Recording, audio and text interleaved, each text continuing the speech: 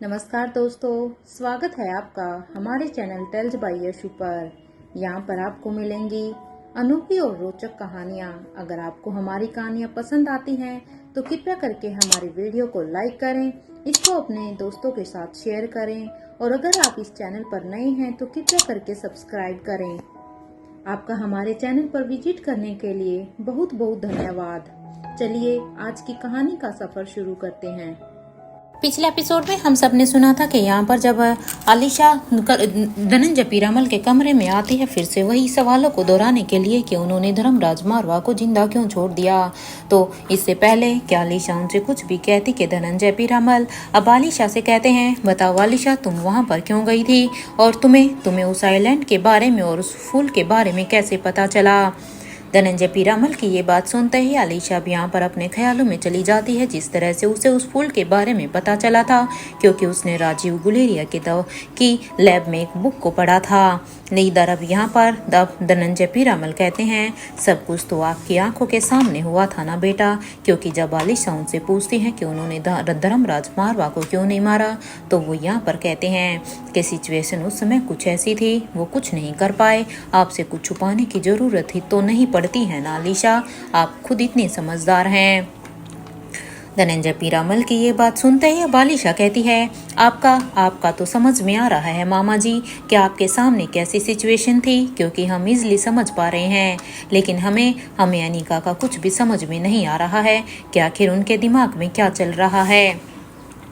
अनिका को वो सब नहीं करना चाहिए था। उसे देवराज गुलेरिया को, यशपाल अग्रवाल को और यशवंत मल्होत्रा को, इन सब को किसी को नहीं बचाना चाहिए था। इस बात पर अब यहाँ पर धनंजय पीरामल कहते हैं, बेटा मैं इसके बारे में अभी कुछ नहीं कह सकता हूँ, क्योंकि कुछ चीज़ें टाइम के अकॉर्डिंग छोड़ देना ही काफ़ी अच्छा होता है। हो सकता हो कि उनके पास कोई और अच्छा प्लान हो, इसलिए मैं अभी यही कहूँगा बेटा कि रात काफ़ी हो गई है, इसलिए आप अपने रूम में जाकर आराम कीजिए, क्योंकि वो अनिका का डिसीजन है। उसने भी कुछ सोच कर तो किया ही होगा। और हाँ, वो अंजलि, अब यहाँ पर धनंजय पीरामल ने अभी अंजलि का नाम ही लिया था कि तभी उनकी बात को समझते हुए भी यहाँ पर आलिशा कहती है, डोंट वरी मामा जी, हमने कैलाश अधिकारी को फ़ोन कर दिया था कि वो अंजलि मल्होत्रा अपने घर, मेरा मतलब है कि आकाश के पास से वो उन्हें लेकर आ जाए, क्योंकि वहाँ पर वो अकेली क्या करती, इसलिए मैंने पहले ही उन्हें कैलाश को फ़ोन करके सब कुछ बता दिया था। इस बात पर अब धनंजय पीरामल कहते हैं, इसका मतलब ये हुआ आलिशा कि अंजलि कैलाश अधिकारी के घर पर है। अब धनंजय की ये बात सुनते ही आलिशा हाँ में अपने सिर को हिला देती है।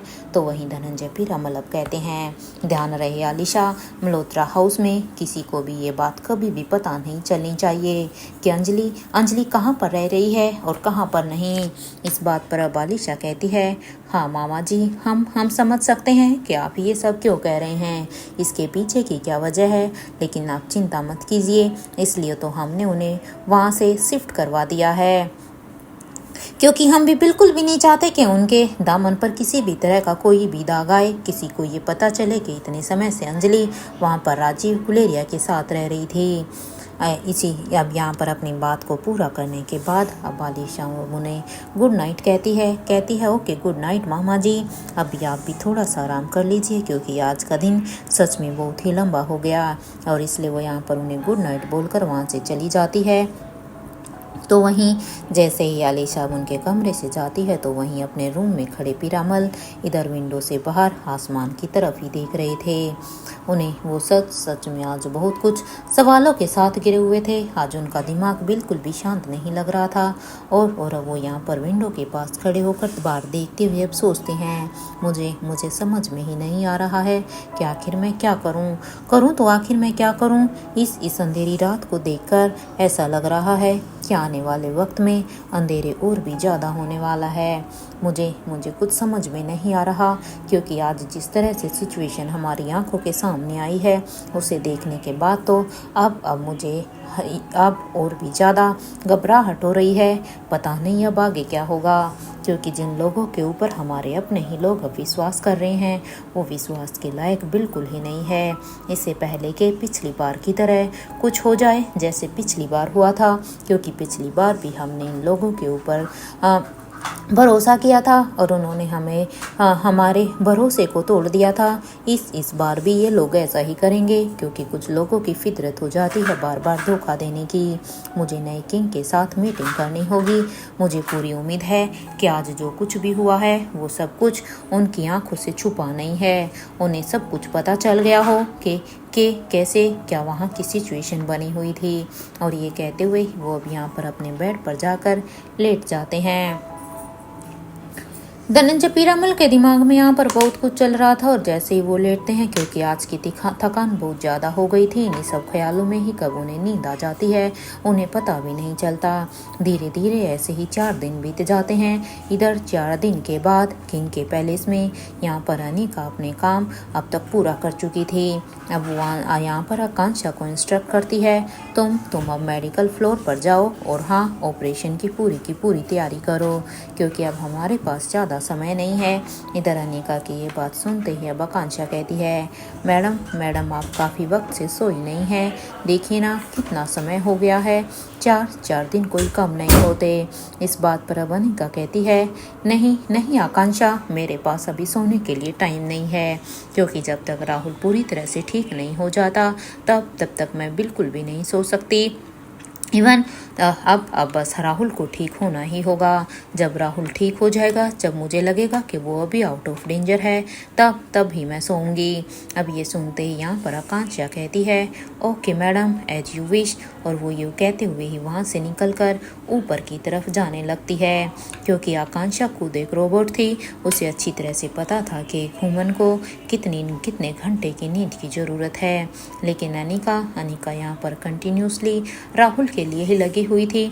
तो वहीं अनिका ने भी अब तक उस मेडिसिन को बना दिया था, क्योंकि पिछले 4 दिन से अनिका बस इसी मेडिसिन को बनाने में लगी हुई थी, क्योंकि उसके पास अब ये गोल्डन फ्लावर था जिसके द्वारा वो राहुल को यहाँ पर बचा सकती थी। 4 दिन के बाद फाइनली ये मेडिसिन बन चुकी थी, इसलिए इस मेडिसिन की एक डोज को अनिका अब यहाँ पर एक छोटी सी बोतल में फिल करती है और अब उसे फिल करते हुए ही वो अब ऊपर की तरफ जाने लगती है। इधर अनिका उस बोतल को लेकर साथ में जैसे ही ऊपर पहुँचती है तो वहाँ पर अनिका को सामने रोहित खड़ा हुआ दिखाई देता है। रोहित को देखकर साफ साफ पता चल रहा था कि उसके चेहरे पर कितनी परेशानी थी, जिसे अनिका साफ साफ देख सकती थी। रोहित को इस तरह से वहाँ पर परेशान देखकर अब अनिका रोहित के बिल्कुल पास जाती है और अब उसके पास जाकर कहती है, मिस्टर मारवा, डोंट वरी, आपको चिंता करने की ज़रूरत नहीं है। अब सब कुछ ठीक हो जाएगा। बस अब 1 घंटे की छोटी सी सर्जरी करनी है और उसके बाद राहुल ठीक हो जाएगा और इस मेडिसिन को मुझे राहुल को देना है, क्योंकि जैसे ही उसकी सर्जरी कंप्लीट हुई मैं ये मेडिसिन उसे दे दूंगी, जिसके परिणाम स्वरूप वो पूरी तरह से ठीक हो जाएगा। इसलिए आप बिल्कुल भी चिंता मत कीजिए। अब वो समय दूर नहीं है मिस्टर मारवा, जब राहुल बिल्कुल पहले की तरह हमारे सामने हट्ठा कट्ठा खड़ा होगा।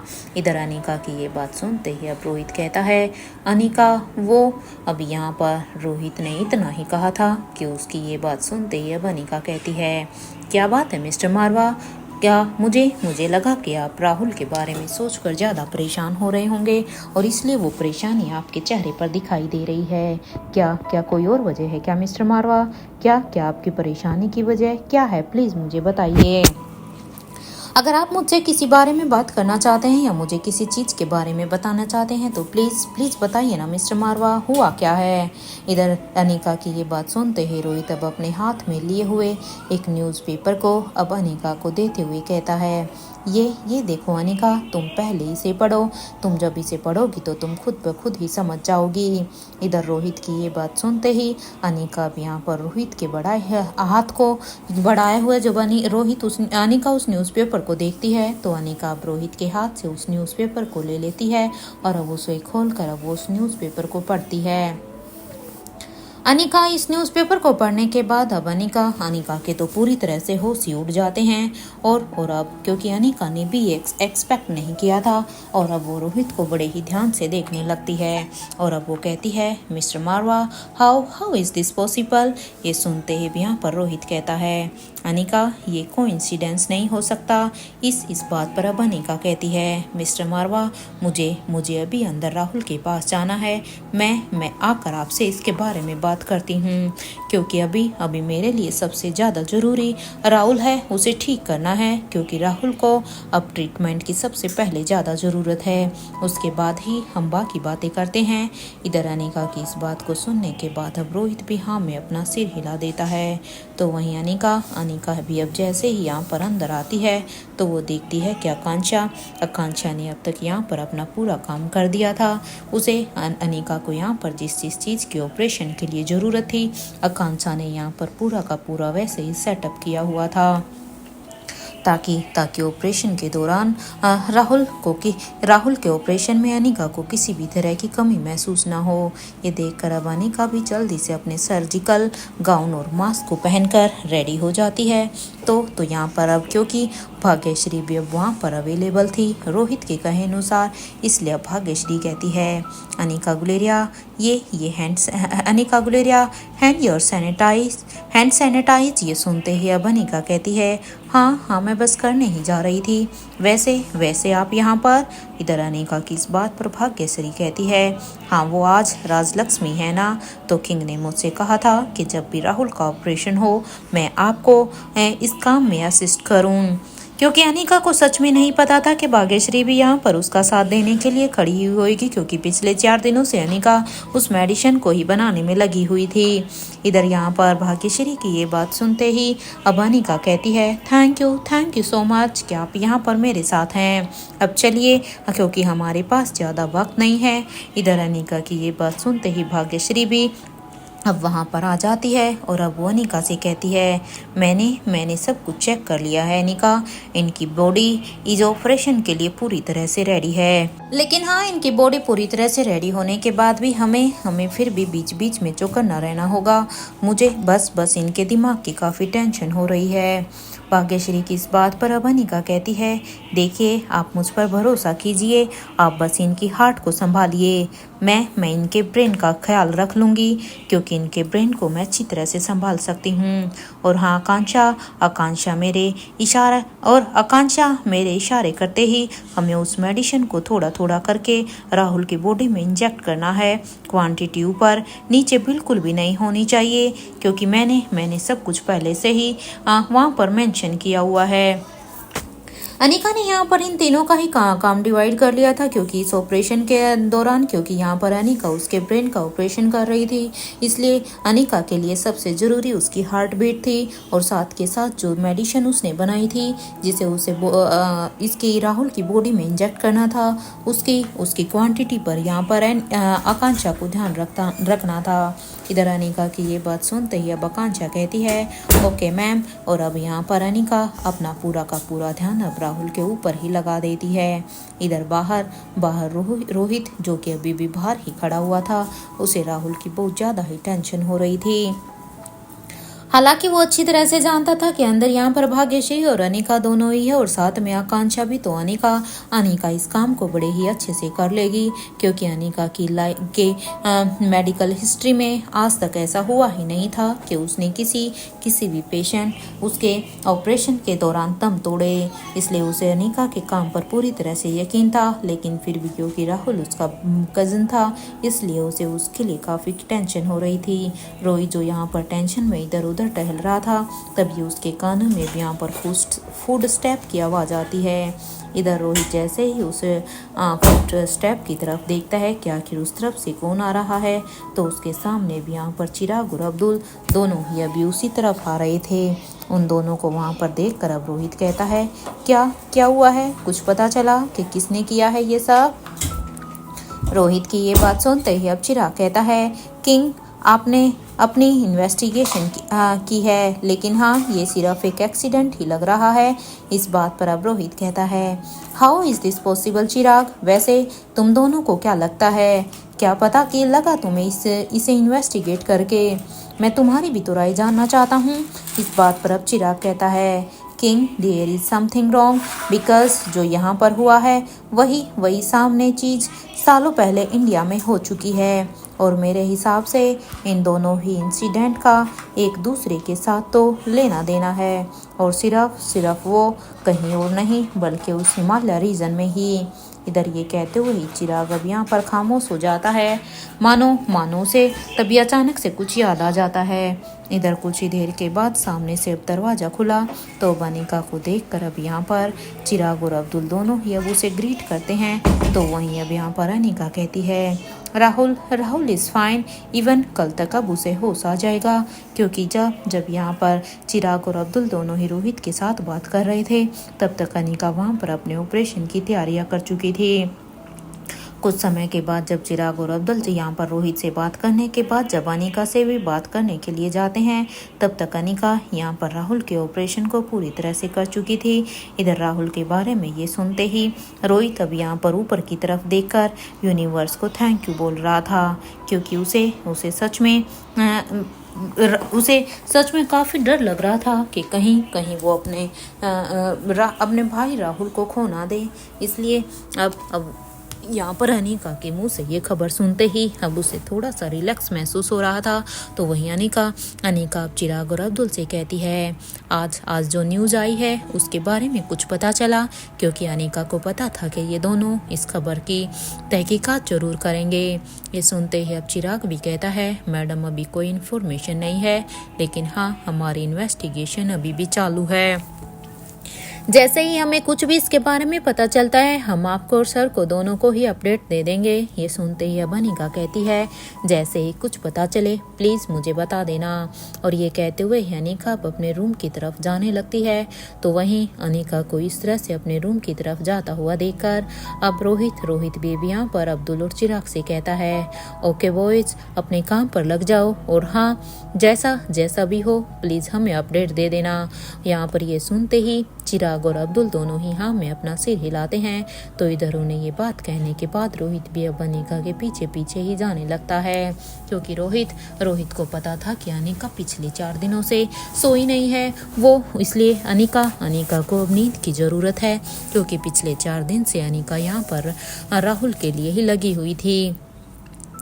इधर जैसे ही कुछ ही देर के बाद वो दोनों किंग के रूम में आते हैं तो रोहित आने के बाद यहाँ सबसे पहले अनिका से कहता है, अनिका देखो तुम थक चुकी हो, इसलिए अभी तुम शावर ले लो, तब तक मैं तुम्हारे लिए कुछ खाने के लिए मंगवाता हूँ। रोहित की इस बात को सुनने के बाद अब अनिका कहती है, हाँ मिस्टर मारवा वो तो ठीक है, लेकिन हाँ मेरा खाना थोड़ा सा स्पाइसी मंगवाना। अनिका की इस बात पर रोहित कहता है, okay Anika fish curry and rice ठीक रहेगा ना। अब रोहित की इस बात पर अनिका अपने दोनों हाथों को अब रोहित के गले में डालते हुए ही कहती है, अगर फिश करी आपके हाथों की होगी तो बेस्ट रहेगा मिस्टर मारवा। इस बात पर अब रोहित कहता है, ठीक है अनिका एज यू विश। और यहाँ पर ये रोहित की ये बात सुनते ही अनिका अब यहाँ पर रोहित को एक हक करती है। तो इधर रोहित भी अब यहाँ पर अनिका को एक फोरहेड किस करता है, और रोहित अब यहाँ पर अपने रूम में बने हुए किचन की तरफ जाने लगता है। तो वही क्योंकि ये एक बहुत ही बड़ा रूम था जो स्पेशल यहाँ पर किंग के लिए था, जिसमें सारी की सारी फैसिलिटीज़ पहले से ही अवेलेबल थी। तो वहीं अनिका भी यहाँ पर कबर्ड से अब अपने कपड़े निकाल कर बाथरूम में शावर लेने के लिए चली जाती है। इधर कुछ ही देर के बाद जैसे ही अनिका शावर लेकर वापस आती है तो उसके सामने भी यहाँ पर टेबल पर रोहित ने अनिका की फेवरेट डिश को रखा हुआ था, बिल्कुल वैसे ही जैसे अनिका को पसंद था।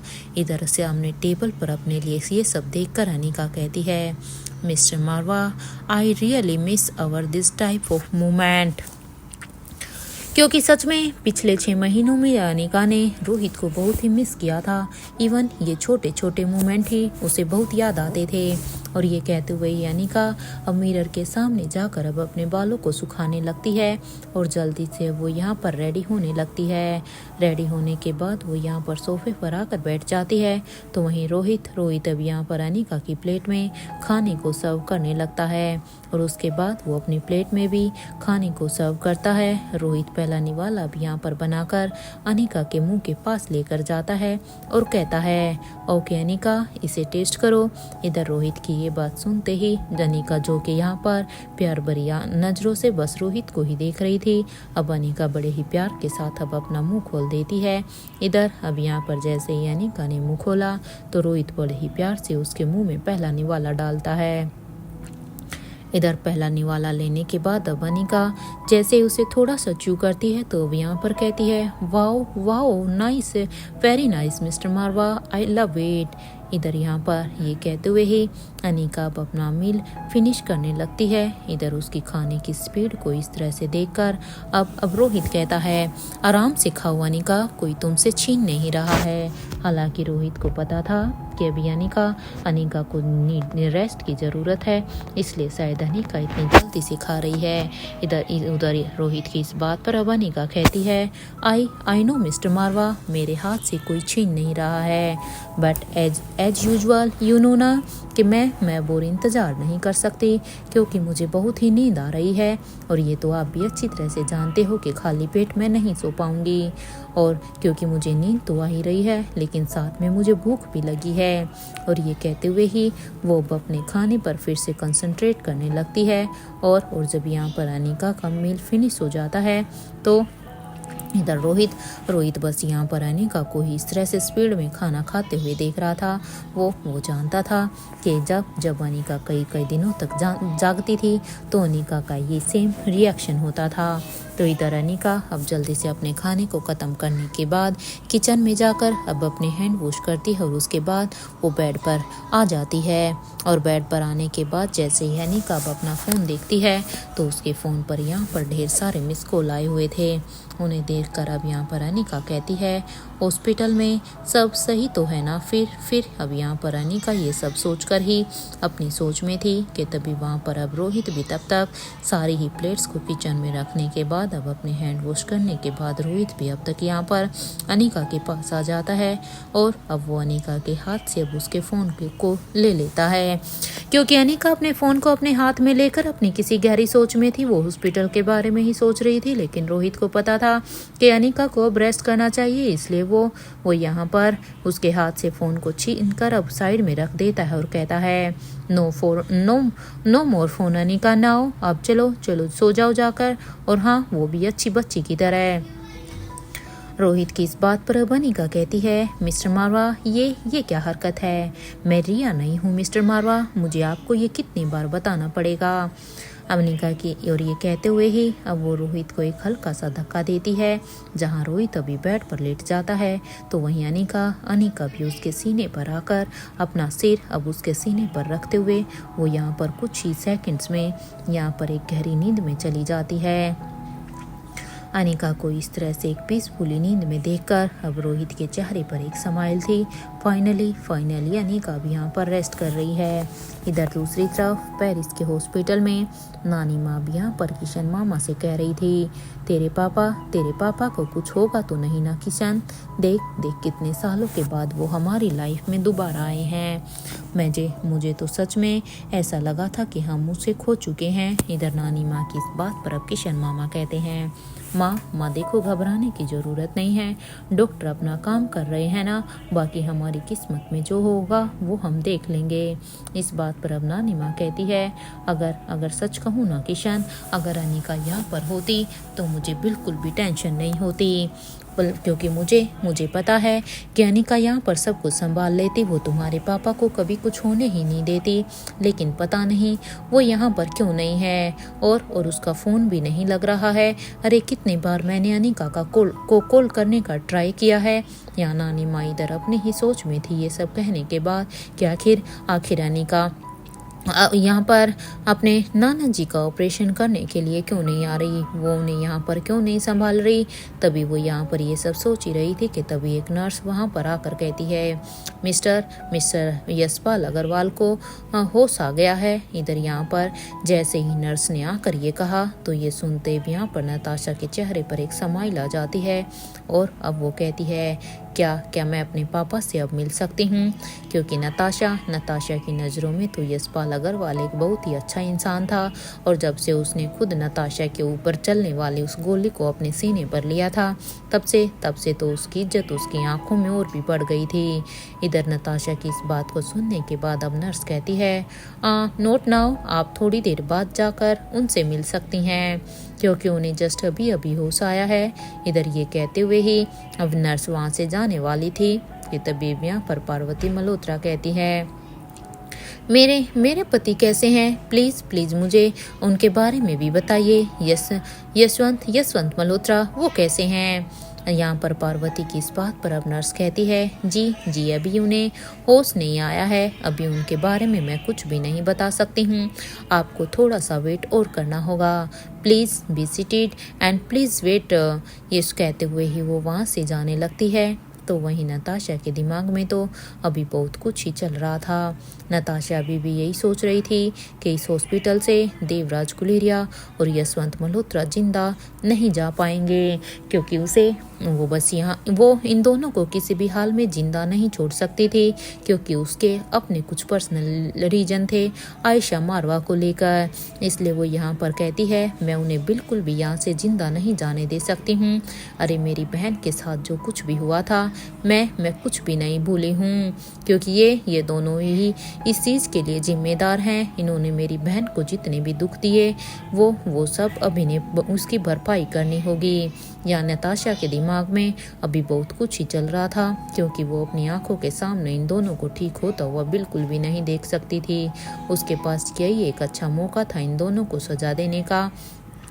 और तो वहीं अब यहाँ पर करण गुलेरिया के हाथ में अब एक न्यूज़पेपर था और उनके कानों में यहाँ पर धनंजय पीरामल की ही आवाज़ गूंज रही थी कि अपने बाप पर भरोसा करके तुम बहुत ही बड़ी गलती कर रहे हो। क्योंकि जब करण गुलेरिया यहाँ पर इस न्यूज़पेपर को पढ़ रहे थे तो जो आयरलैंड पर उस दिन वहाँ पर जो कुछ भी हुआ, जब करण और राजीव अपने पापा को बचाने की बात कर रहे थे तब धनंजय पीरामल ने इन दोनों को तभी वार्न किया था कि एक बार वो पहले भी तुम्हें धोखा दे चुके हैं, अब दोबारा उनके ऊपर भरोसा मत करना। इधर यही सब अपने दिमाग में सोचने के बाद अब अचानक से करण गुलेरिया अपनी जगह से खड़े हो जाते हैं और खड़े होने के बाद अब वो यहाँ पर राजीव से कहते हैं राजीव देख, मुझे कुछ ज़रूरी काम है इसलिए मैं अभी जाकर आता हूँ। यहाँ पर करण की ये बात सुनते ही अब राजीव कहते हैं लेकिन तुम कहाँ जा रहे हो करण, वो भी सिचुएशन में यहाँ पर पापा को छोड़कर। राजीव की इस बात को सुनने के बाद अब यहाँ पर करण गुलेरिया कहते हैं बस ऐसे ही कुछ जरूरी काम है राजीव, मैं जल्दी ही आ जाऊंगा। तो यहाँ पर उसकी इस बात को सुनकर क्योंकि स्वाति मल्होत्रा भी वहीं पर ही थी, अब स्वाति मल्होत्रा कहती है ठीक है करण, फिर मैं भी आपके साथ चलूं। इधर ये सुनते ही अब करण गुलेरिया भी हाँ में अपने सिर को हिला देते हैं और वो दोनों ही वहाँ से चले जाते हैं। अब यहाँ पर करण गुलेरिया क्योंकि स्वाति के साथ चले जाते हैं, अब करण गुलेरिया कहते हैं पब्लिक ट्रांसपोर्ट से चलें स्वाति। करण की इस बात पर अब स्वाति कहती है हाँ वो सब तो ठीक है करण, लेकिन तुम ये बताओ कि जाना कहाँ पर है। इस बात पर अब करण गुलेरिया कहते हैं वो क्या है ना स्वाति, मुझे राजमहल जाना है, मुझे धनंजय से कुछ बात करनी है, कुछ बात ऐसी है जो अभी भी मेरे कानों में गूंज रही है, मैं बस उसके बारे में एक बार धनंजय से बात करना चाहता हूँ। और ये कहते हुए ही वो दोनों भी यहाँ पर पब्लिक ट्रांसपोर्ट का यूज़ करते हुए ही अब राजमहल की तरफ जाने लगते हैं। करण गुलेरिया को पता था कि राजमहल जाने के लिए उन्हें कनेक्टिंग बस यूज़ करनी होगी, वहाँ से सेंट्रल पेरिस और उसके बाद वहाँ से सीधा ही राजमहल। इधर दूसरी तरफ यहाँ पर इंडिया में भीमेश्वरी गांव में भी यहाँ पर रिया बार बार कह रही थी मम्मा ने हमें बुद्धू बनाया है ब्यूटीफुल। इधर उसकी इस बात पर अब रानी अवंतिका कहती है रिया बाप जब से उस हिल से आई हैं तब से एक ही बात कह रही हैं, अब क्या आप हमें बताना चाहेंगी कि आखिर आप किस बारे में बात कर रही हैं, आखिर क्या हुआ है। पहले तो आप बिल्कुल भी ऐसे रिएक्ट नहीं कर रही थी।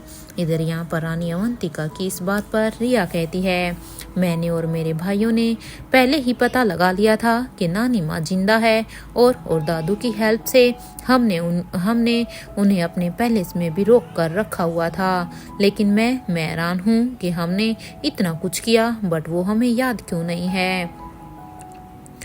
अब यहाँ पर इस बात पर अवंतिका अब अपने मन में ही कहती है, लगता है कि हमने रिया को वहाँ ले जाकर सबसे बड़ी गलती की है। पता नहीं क्या क्या बात इसके छोटे से दिमाग में छुपी हुई है, क्योंकि जब रिया उस हिल स्टेशन पर गई थी तो जो सुगंध भी यहाँ पर रिया की नाक में आती है, जब रिया यहाँ पर बेहोश हो गई थी उस समय रिया को उसकी पूरी की पूरी याददाश्त आ गई थी, जो यहाँ